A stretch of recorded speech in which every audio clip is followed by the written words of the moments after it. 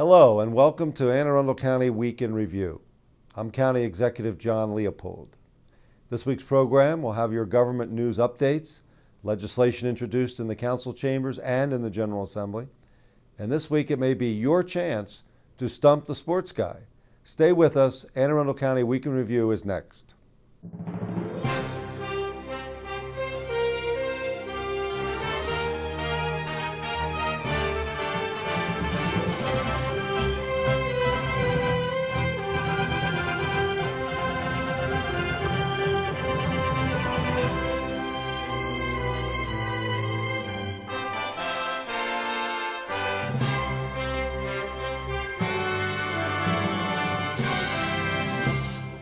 Hello, I'm Rhonda Wardlaw, and this is Anne Arundel County Week in Review. Making headlines this week, County Executive John Leopold announced the county has tentative contract agreements with 5 of its 10 unions.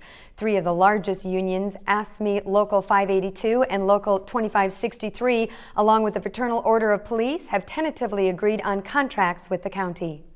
I'm very pleased that we've been able to negotiate half of the union contracts that are up this year.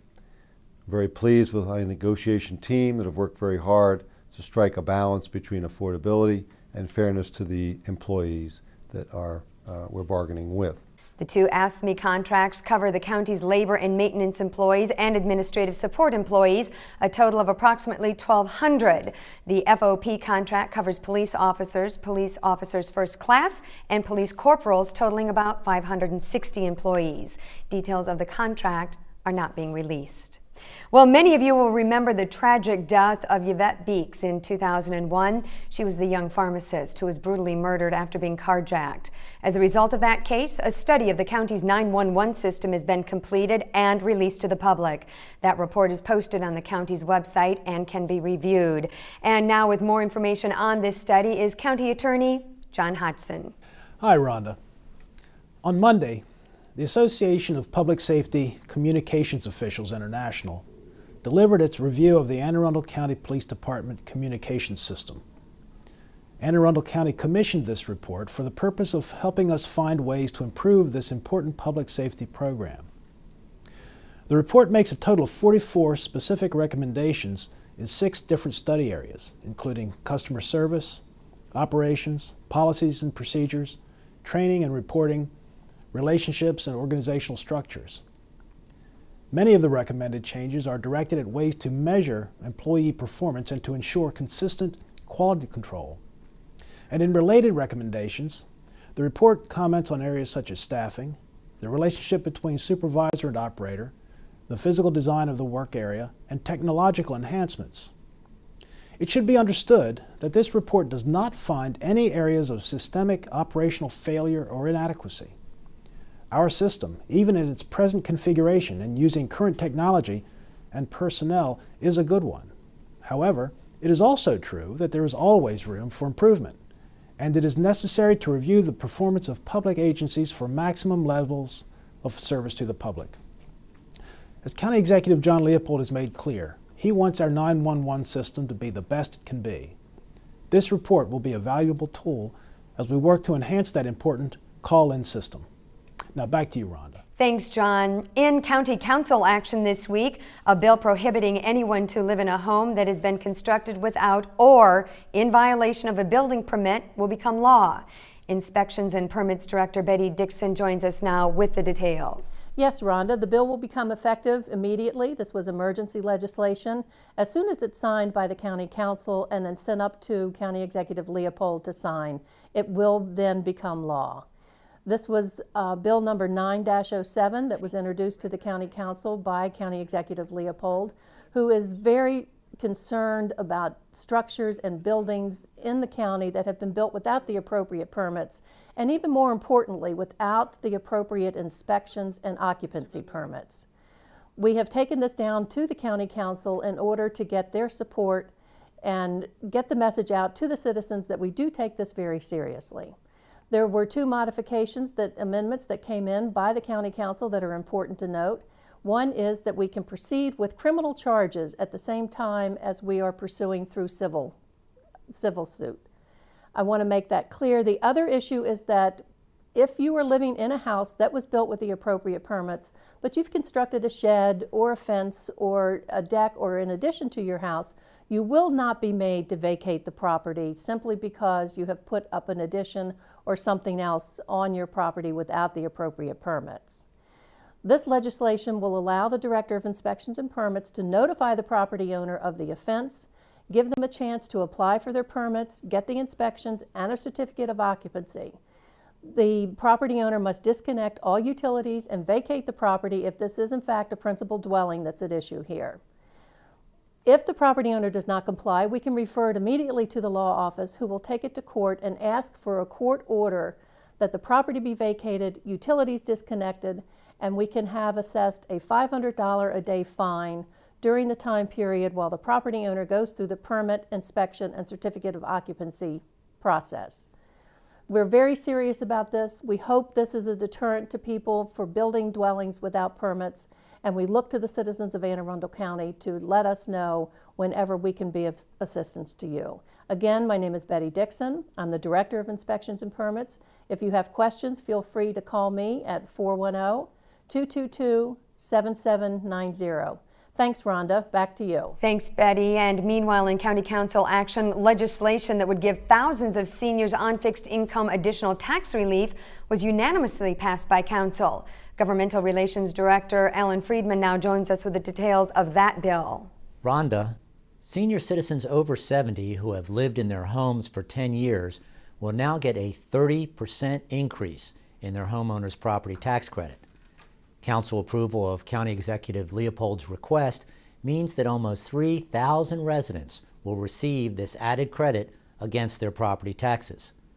Combined state and county credits for these seniors will now exceed $1,000.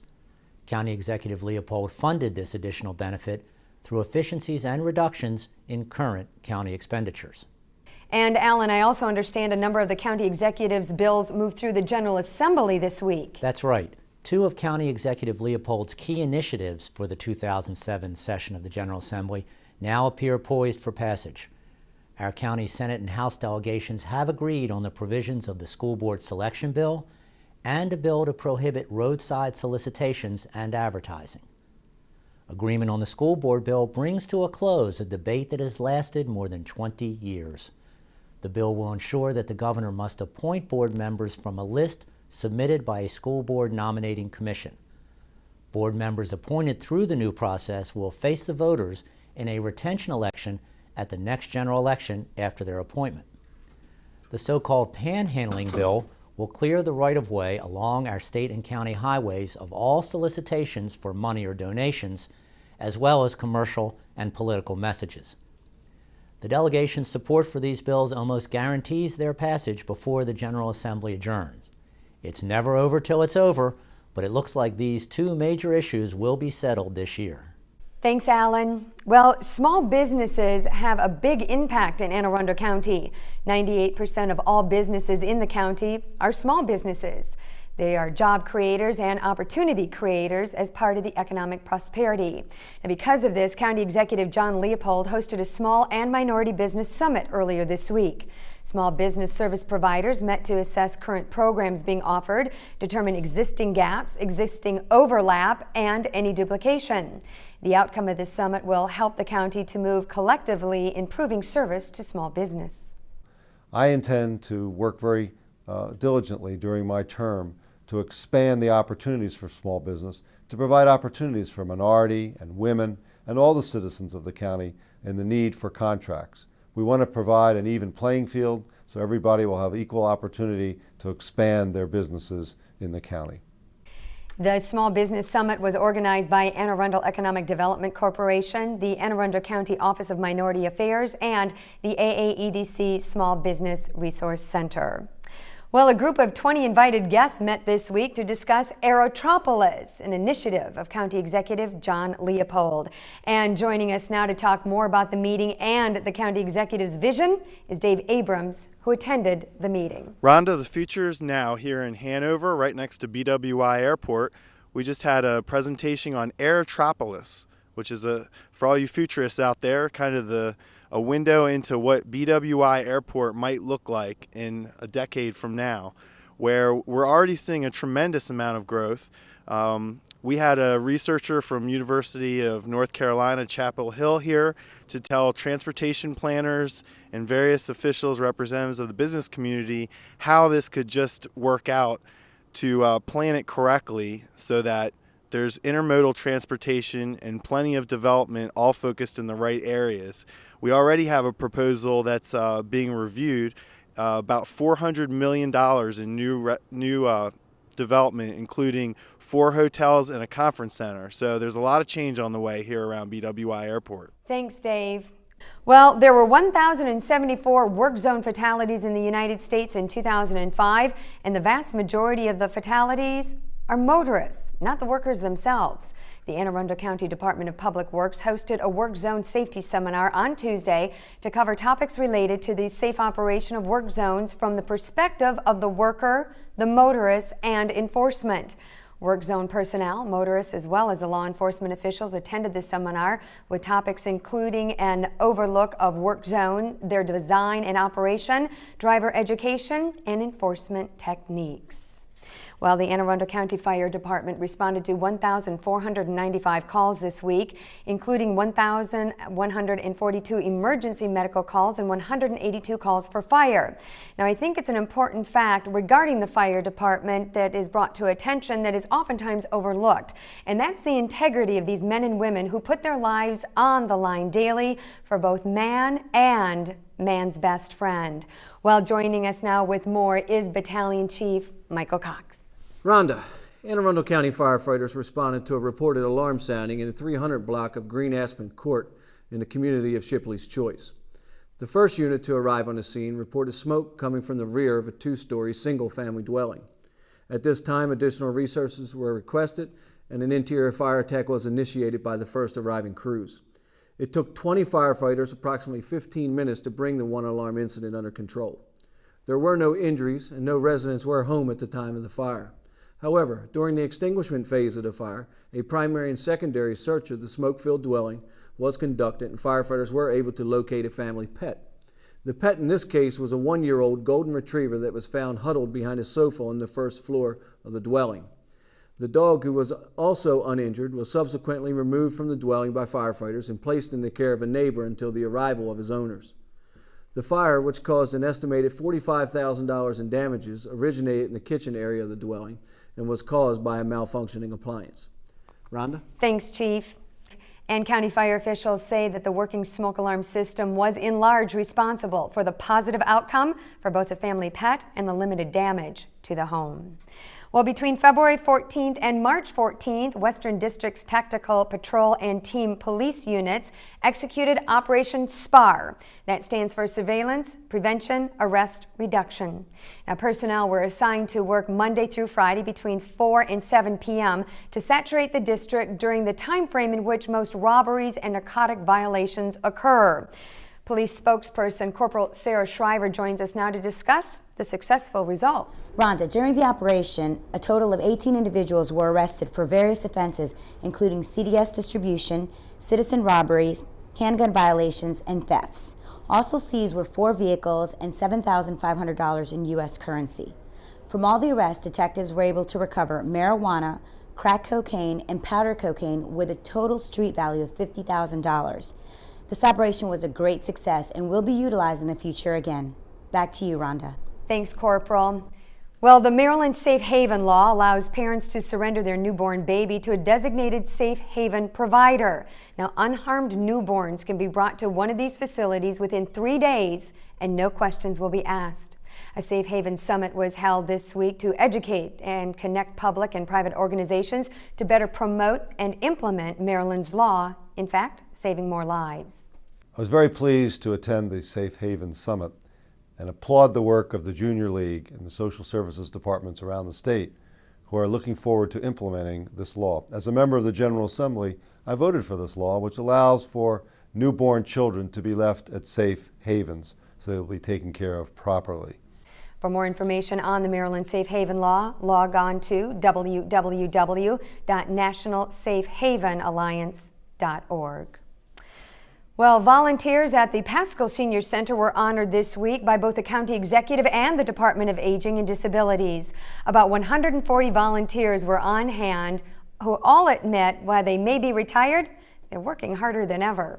The county executive talked about several of his initiatives, including his tax relief bill, which allows senior citizens over 70 who have lived in their homes for more than 10 years a 30% increase in their homeowner's property tax credit. We can never say thank you enough to all the hundreds of volunteers throughout the county who make our lives better. In this vein, I was pleased to attend a volunteer celebration ceremony at the Pascal Center in Glen Burnie to honor the volunteers who have dedicated many hours of help at the senior center. The hour-long celebration spotlighted the time and dedication of these volunteers and their support of the community. Law enforcement officials from across the county came together to honor Carl Brooks for his 40 years of service to the District Police Community Relations Council. County Executive Leopold, Sheriff Bateman, Northern District Captain Joe Jordan, along with Councilman Darrell Jones and Constituent Service Officer Joan Harris were among the 50 people who showed up to celebrate Mr. Brooks' years of service to the community. Carl Brooks is one of those outstanding citizens who have dedicated many years of their lives to bettering their community. I represented Cedar Morris Hill, the community in which Carl lives, and have known Carl for a good time. He's been a very dedicated citizen, helping with the Police Relations Council, and in many ways has worked to improve the quality of the lives of people not only in his own community of Cedar Morris Hill, but throughout the county. By the way, along with his years of service to the Police Community Relations Council, Mr. Brooks is also the president of Cedar Morris Hill Community Association and is very active in his church. Well, her portrait will now hang with 5 other county executives in the Arundel Center. County Executive John Leopold hosted a celebration for former County Executive Janet Owens and unveiled her portrait, which will be on public display in the Arundel Center along with her other predecessors. About 75 residents turned out for the unveiling and the reception that followed. And joining us now is Eric Roby with Sports Today. Eric, anything exceptional or worth unveiling? Well, those cookies, they were exceptional. County Executive did a great job at picking those out. He did indeed, and it was a very, very nice affair yesterday. I'm glad the sports guy was able to be there, so I appreciate the invite. You got it. Good day to all you Anne Arundel County sports fans out there. Ladies softball leads off our local look at the scoreboard this week. The Annapolis Panthers were in action against the Lady Bulldogs from Southern. The Panthers controlled this game from the start behind a strong outing from sophomore Jessica Bosack, who held the Bulldogs to only 3 hits and struck out 5. Annapolis went on to win this one 4-0. Over on the boys' side, those Falcons from Severna Park were involved in a back-and-forth contest with South River. A bases-loaded walk in the bottom of the 6th inning decided this high-scoring affair, as the Falcons took the victory 12-11 over the Seahawks. Justin Steele for Severna Park went 3 for 3, picking up 2 RBIs, and Matthew Roller picked up a 2-run home run for South River.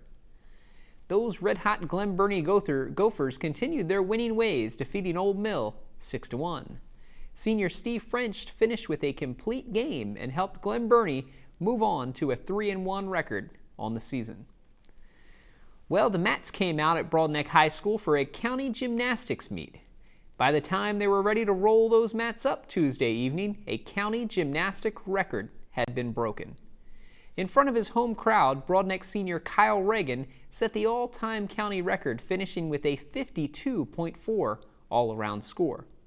His score, however, was not enough, as Annapolis went on to take first on the boys' side, and Broadneck picked up first on the girls' side. The wide world of sports even visits our local senior centers from time to time. Recently, I had the pleasure to pay a visit to the Pascal Senior Center for their 9th annual Senior Center Pool Tournament. This event, which is put on with the help of the Anne Arundel County Police Crime Prevention Team, has been a hit with many of our local seniors. Well, we're here at the Pascal Senior Center where we're about to begin the 9th annual pool tournament. And what we have here is we've got seniors from all over the county, actually about 40 players this year that'll be taking part in this year's tournament. Pool is definitely a game of skill, and it's a game of trying to get the ball into the hole. If it were that easy, I'm sure these guys would all have a wonderful day today. Well, Corporal Miller is one of the organizers of this tournament. He's from the Anne Arundel County Police Crime Prevention Unit. And Corporal Miller, tell me a little bit about the history of this pool tournament. Why was it started, and how does this really benefit our seniors in the community? Well, back in '98, when Corporal Joe Hatcher was in the Crime Prevention Unit, he was the senior liaison for the department at that time, and to bring all the seniors centers together as part of a friendly competition, he decided to have this pool tournament, and it's been going on ever since. And since I took over the unit, or in that position 2 years ago, I've continued the tournament, and here we are today. Great. Well, I guess these seniors, do they ever get rowdy? I mean, you know, it's a friendly competition, it's a friendly game, but I understand there's a lot of rivalries between the centers. I'm sure having the police presence here, I guess, keeps these guys in check. Yeah, it's all friendly competition. We haven't had anyone get out of control, and it's pretty calm down here. So, but again, the presence of the police will keep everybody calm. Great. Thanks, Corporal Miller. Thank you. Well, Norman Atkinson is one of our longest pool players here in the senior pool tournament. Norman, you're from the South County Senior Center. I understand you guys got... No, I'm from Pasco. Oh, you're from Pasco, so you guys... Get these stories straight. You guys actually won the tournament last year. I hear everybody's gunning for you coming in. What do you got to say to all these other senior centers? They ain't got a prayer. They just don't have a prayer. Well, how strong is the team this year? Have you guys lost any players from last year? Yeah. But we're still good. I hear South County's gunning for you. They always do. They always do. So what's the strategy, Norman, coming into the tournament? First off, you pick up the cue stick, you break the balls, and you win. That's a strategy. Well, it's a game of skill and angles. Are you good? No, we don't need skill. It's luck. All luck. Well, Norman, best of luck today. I hope Pascal can defend their championship Thanks, and sir. take that trophy home. Good luck out there for you. Thank you. We'll see who takes this tournament. Will it be Pascal? Will it be South County? Will it be Pasadena this year? We'll find out in just a little bit. This year's tournament came down to a sudden death playoff to decide the winner. Much like last year, it came down to the South County Center versus the Pascal Center. Well, wouldn't you know it, home center advantage paid off for the Pascal squad as they captured their second title in 2 years. Congratulations to all the seniors that took part in this year's event. Well, it's time to try to stump the sports guy. This week, our question comes from a gentleman that goes by the name Big Tom. And we're not really sure where Big Tom is from, but Big Tom, if you're listening, here's your 15 seconds of fame and your attempt at stumping the sports guy. Big Tom writes, "Sports guy, my favorite sport is professional wrestling. Can you tell me who was crowned the World Wrestling Federation champion at WrestleMania 3? Interesting question, Big T. I too was a big fan of WWF wrestling myself, and I remember that back in 1987 at the Pontiac Silverdome in Michigan, WrestleMania 3 took place. WWF stars such as Junkyard Dog, Jake the Snake, Koko B. Ware, the British Bulldog, and the Honky Tonk Man, to name a few, took place in the event. But the main event of the night was between Andre the Giant and Hulk Hogan. And if I recall correctly, the Hulkster came away as the WWF champion as he took the belt that evening. And Rhonda, I believe he pinned the Giant with a scoop slam and a big forearm to the head. I've heard it said that you once did a little wrestling and you were known as Eric the Evil. Is that right? Eric the Evil? Yeah. What is that? That just sounds like a I wrestled in wrestling. high school, but nobody called me Eric the Evil. All right. I'm But stick to my thanks. story. Nah, well, your sources are better than mine. Well, stay with us because we still have a lot more sources, a lot more news, and a lot more feature coming up on this edition of Anne Arundel County Week in Review. We'll be right back.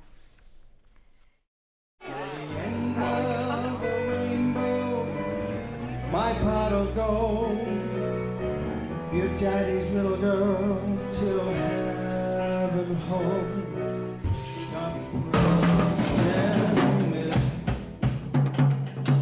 It's easy to tell if you've had way too many.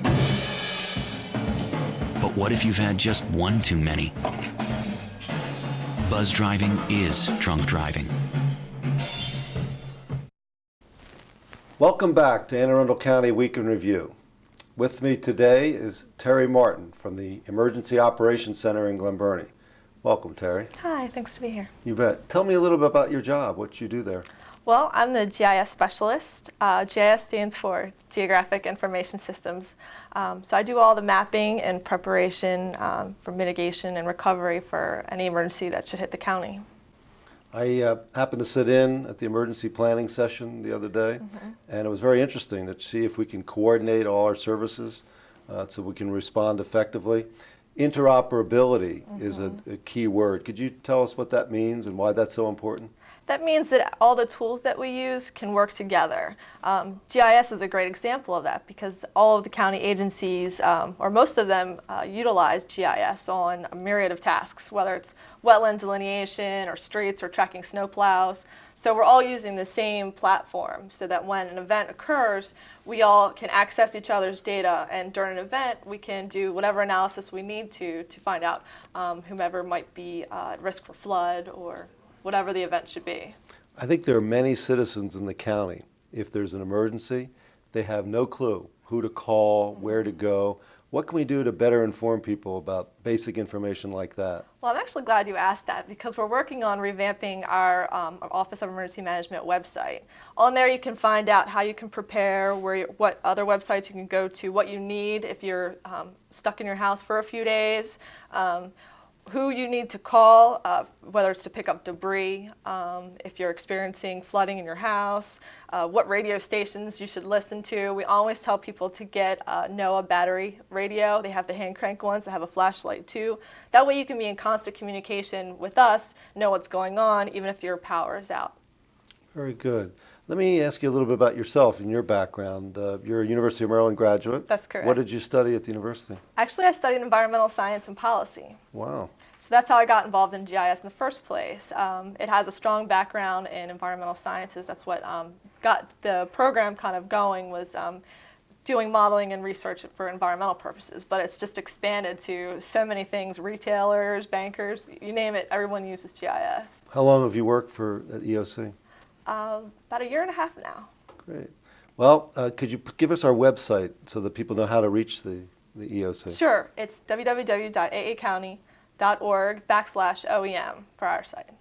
You know, I'm really fascinated by the EOC, where it is, because that's a good example of revitalizing an older community. That used to be a theater. It sure did. And to be able to reuse a site like that for the EOC, to me, is a very valuable use of land that was there with the infrastructure in place. Oh, indeed. And it's actually given us a great place to interact with the residents because we're right in downtown Glen Burnie. We're located with the PEG studio and workforce development. So residents are constantly coming into the building and finding out what we do. We were also able to reserve one of the original auditoriums that was usually before for movies, and now we have communities come in and they can do held meetings, we can hold trainings in there, so it's really a great building. Will you be providing popcorn too, like the old theater? There's actually no eating in the auditorium, but I'm sure we can waive that. Okay. Listen, Terry, thank you very much for joining us. It was very helpful. I'm sure people of Anne Arundel County are better informed now about what to do in an emergency. Thank you very much. Sure.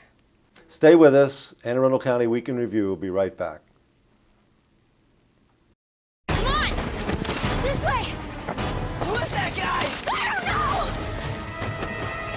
Hurry up! He's right behind us! I know!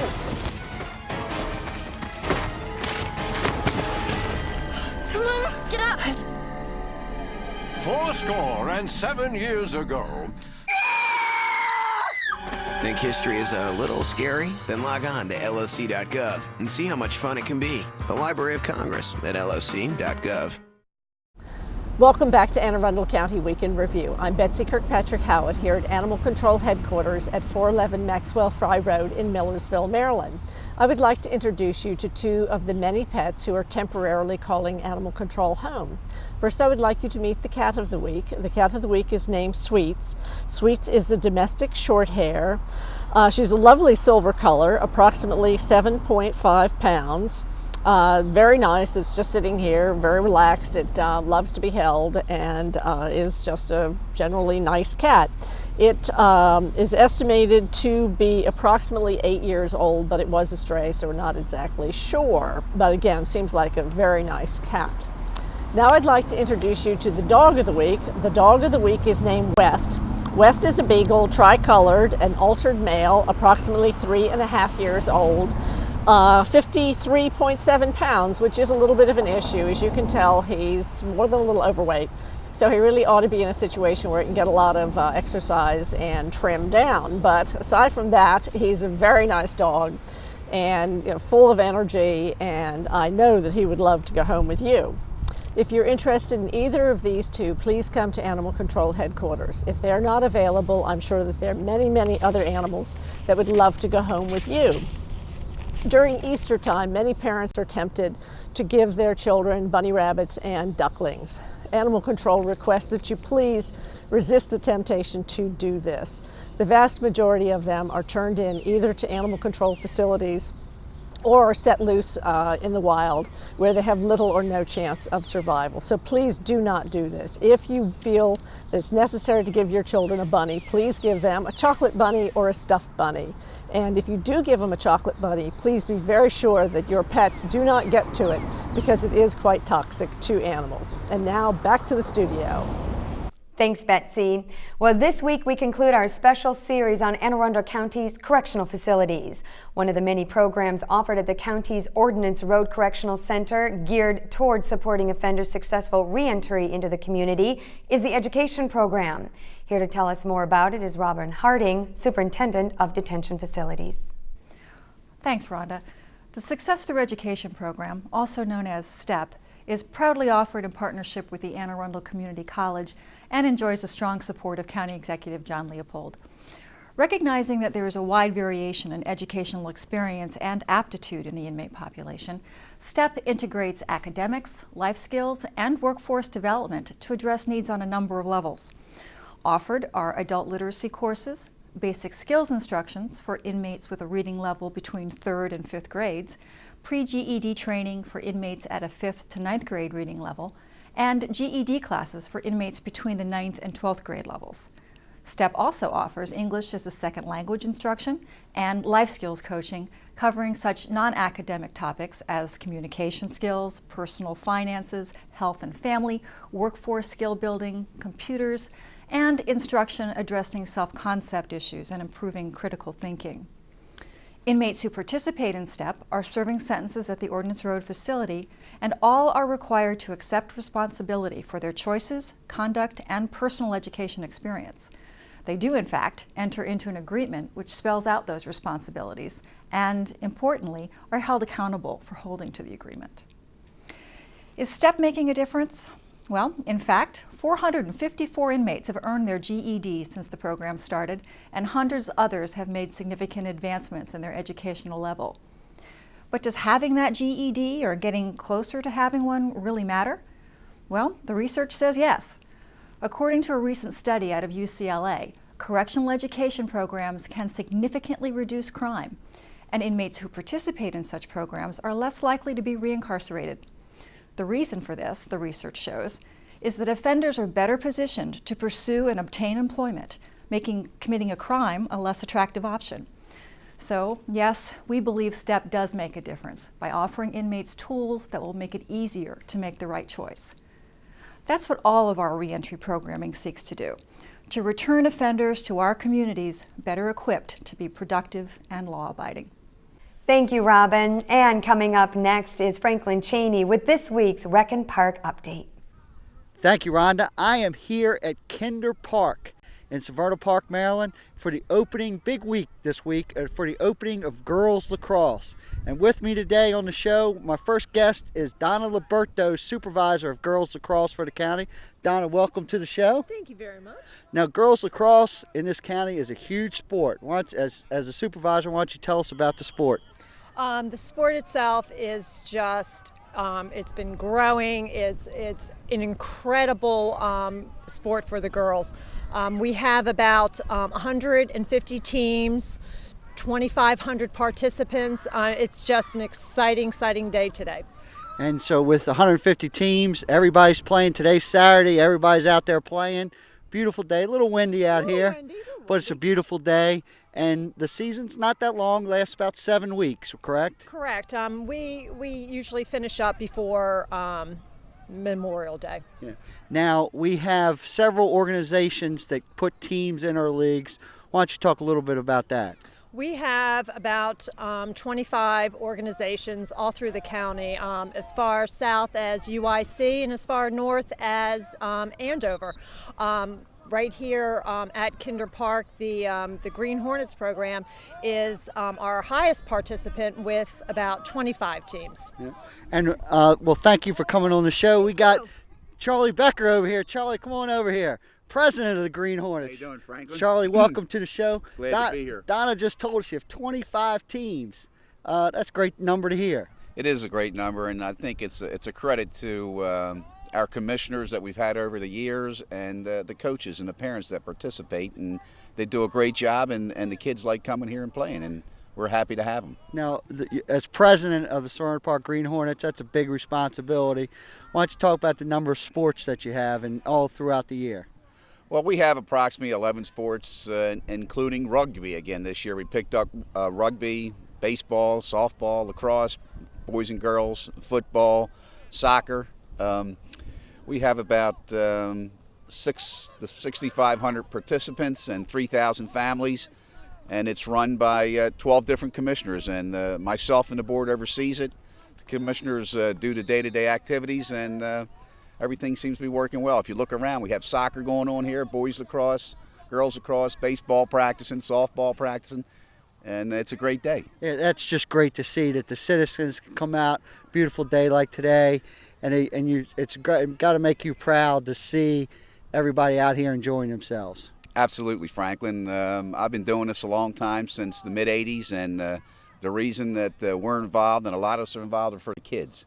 And when the kids get out here and enjoy themselves and have a place to participate in sports and be competitive and go home, and when they're out here, they're with their families. It's a good family thing. Our concession stand's open today. Yep. We struggle to get that open, but everything's great, and we're proud of what we do. And I can, just by looking at here, the parents are happy. Well, thank you. And most people don't realize you guys are volunteers. You yourself are a volunteer. You spend time away from your family to do that, and basically you're doing it for other people, and it's making this world a better place. Correct?